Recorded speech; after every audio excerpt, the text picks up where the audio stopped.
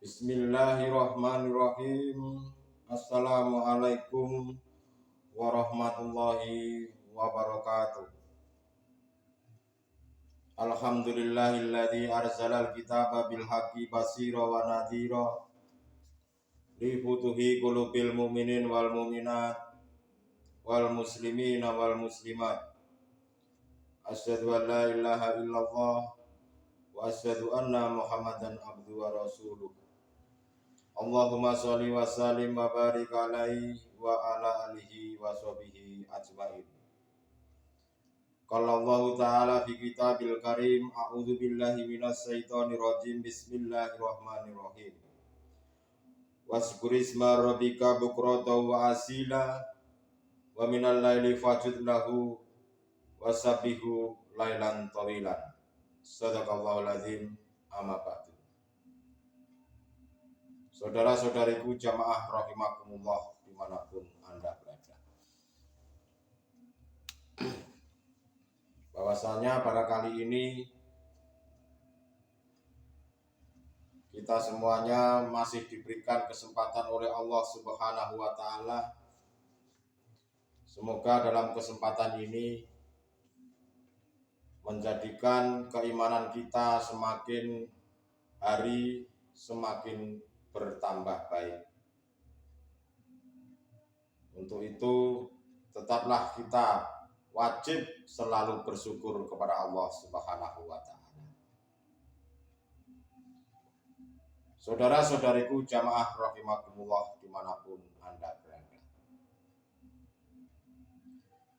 Setiap diri kita sebagai manusia mempunyai sesuatu keinginan, di mana terkadang keinginan tersebut itu bisa tercapai dan juga terkadang keinginan tersebut mengalami sebuah kegagalan. Ketika suatu keinginan itu tercapai, maka kondisi hati kita itu akan merasakan sebuah kebahagiaan. Tetapi manakala keinginan itu tidak tercapai, maka kondisi kita, hati kita akan menjadi susah, akan menjadi gelisah, akan menjadi sakit, dan lain-lain sebagainya. Dan ini merupakan kodrat sebagai manusia pada umumnya. Oleh karena itu, pada hari ini kami memberikan sebuah judul, penderitaan menjadi suatu kebahagiaan. Kegagalan adalah merupakan awal daripada suatu keberhasilan. Di dalam derita ada suatu kebahagiaan.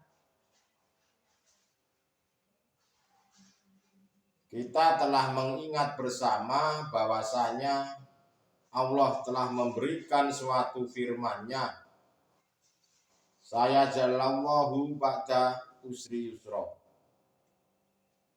Allah mendatangkan suatu kebahagiaan, itu prosesnya melalui kesengsaraan terlebih dahulu.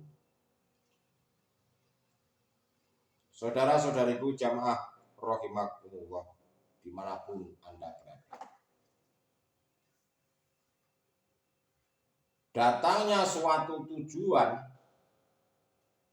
itu diawali pasti dengan lika-liku kesengsaraan. Bisa dikatakan kita melakukan puasa dulu, lalu merayakan hari raya. Di dalam penderitaan menjadi sebuah kebahagiaan itu Yang bagaimana kok bisa seperti itu? Dan hal ini berlaku kepada siapa? Ketika kita saat diwajibkan oleh Allah untuk bermunajat, itu tidak mengenal waktu yang saya katakan waktu 24 jam. Bahkan Rasulullah Shallallahu Alaihi Wasallam juga diperintahkan oleh Allah untuk melakukan hal ini. Dan sebutlah nama Tuhan kalian pada waktu pagi dan petang, dan pada sebagian dari malam, maka bersujudlah kepadanya dan bertasbihlah kepadanya di malam hari pada bagian yang panjang.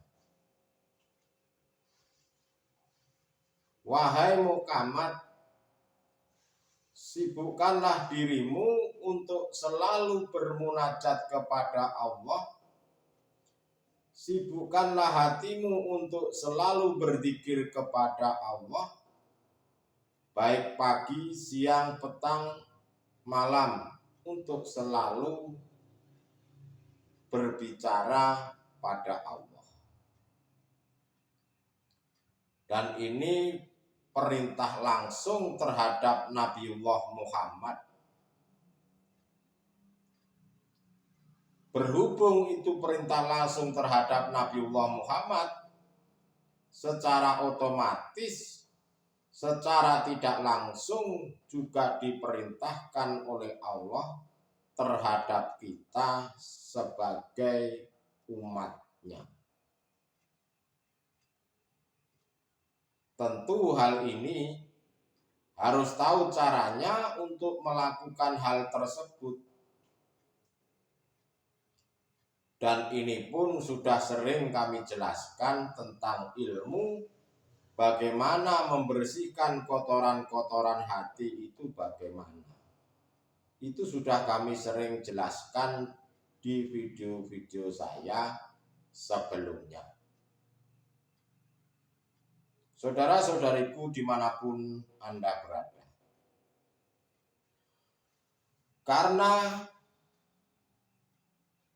pada kenyataannya manusia ini hatinya mereka selalu berfoya-foya dengan kesenangan-kesenangan duniawiyah. Tetapi bagi saudara-saudaraku yang tergolong dan digolongkan oleh Allah sebagai hakul iman, itu tidak boleh mengikuti apa yang dilakukan oleh golongan ahli hijab. Tidak boleh hati bersenang-senang terus menghadap duniawiyah. Hati kita selalu disuruh oleh Allah, diperintahkan untuk menjalankan suatu amanah, yang dimana amanah tersebut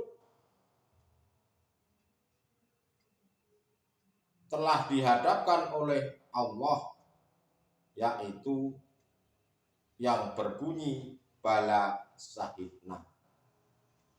Hati selalu bermunajat dan berzikir kepada Allah Subhanahu wa ta'ala. Walaupun secara fisik kita ini dihadapkan oleh hukum dohiriyahnya,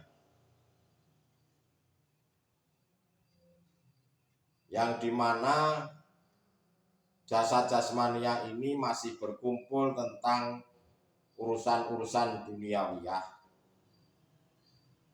Itu silahkan saja.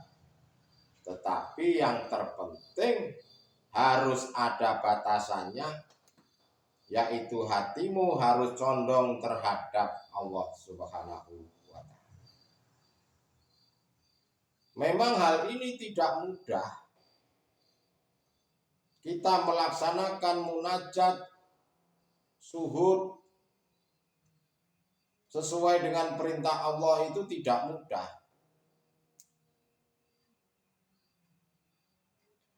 Dalam hati memang berat, tetapi perlu diketahui di dalam derita untuk melaksanakan hal tersebut, di situ ada suatu kebahagiaan, ada suatu kedamaian hati. Itulah saudara-saudaraku yang kami maksud penderitaan menjadi kebahagiaan. Memangnya kita ini pada waktu bermunajat, susahnya kita selalu memerangi hawa nafsu. Sulitnya kita melewati rintangan-rintangan yang dihadapkan terhadap kita.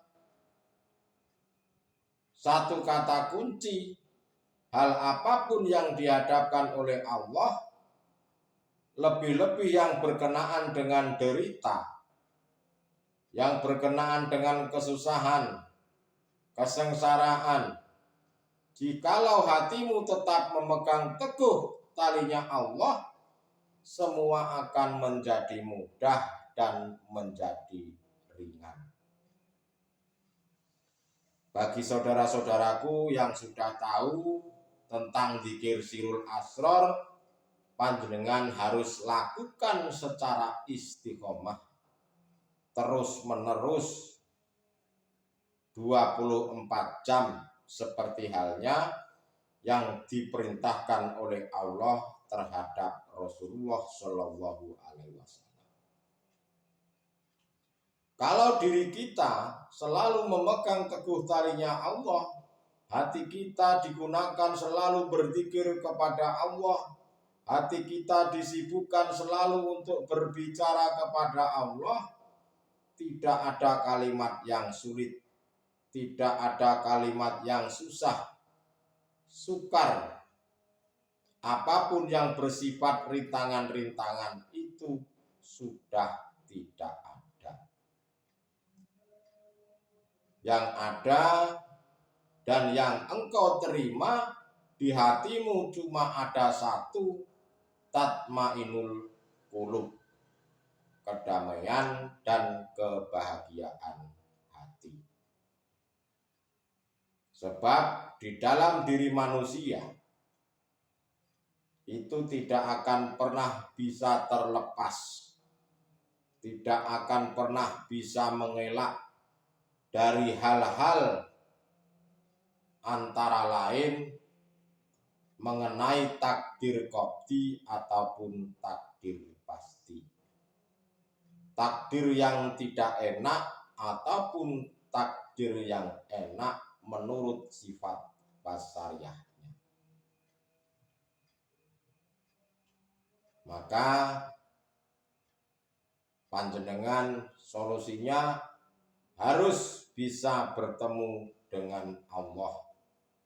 Hatimu selalu sibukkan selalu untuk berbicara kepada Allah. Jika tidak engkau lakukan, mau sampai kapan? Hatimu engkau biarkan untuk tidak melaksanakan hal ini. Apakah engkau akan menunggu sampai kematian jasad jasmaniahmu?